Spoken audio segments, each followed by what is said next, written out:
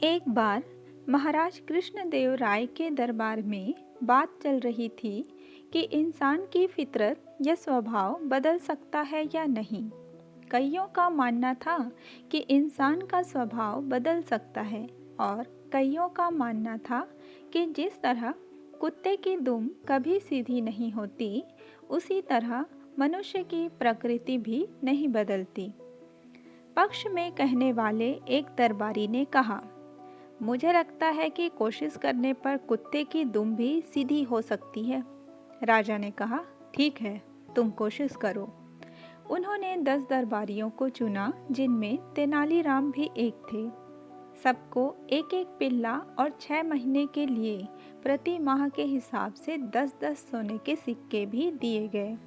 सबने अपने अपने पिल्लों की दुम सीधी करने का प्रयास किया। एक ने दुम को भार के नीचे दबा दिया, दूसरे ने दुम को एक सीधी नली में घुसा दिया, तीसरा हर रोज दुम की मालिश करता ताकि वह सीधी हो जाए, चौथा पिल्ले को कोई दवा दे रहा था, पांचवें ने इस काम के लिए पूजा पाठ करवाया, छठा एक तांत्रिक की मदद से कुत्ते की दुम सीधी करने की कोशिश में था, सातवें ने हकीम से पूंछ का इलाज करवाया, आठवां पिल्ले को रोज सीधा बिठाकर सिखाता, भाई पूंछ सीधी रखो, पूंछ सीधी रखो। नौवां पिल्ले को मिठाइयाँ खिलाता ताकि उसकी पूंछ सीधी हो सके। तेनालीराम ने पिल्ले को केवल इतना भोजन दिया जो उसके जीवित रहने के लिए काफ़ी था। 6 महीने तक भरपेट भोजन न मिलने से पिल्ला कमज़ोर हो गया। इसकी पूंछ बेजान सी लटकती रही। देखकर लगता था कि सीधी हो गई। 6 महीने बाद सभी अपने पिल्लों को दरबार में लाए। 9 पिल्ले मजबूत और ताकतवर लग रहे थे। भार हटाते ही पहले पिल्ले की पूंछ मुड़ गई, दूसरे पिल्ले की पूंछ नली से बाहर आते ही मुड़ गई। इसी तरह बाकी सभी पिल्लों की दुमें भी टेढ़ी निकली।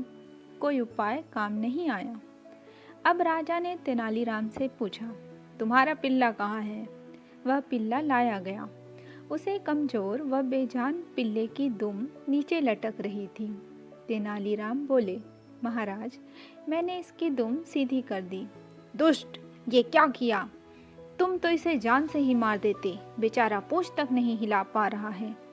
महाराज ने गुस्से से कहा।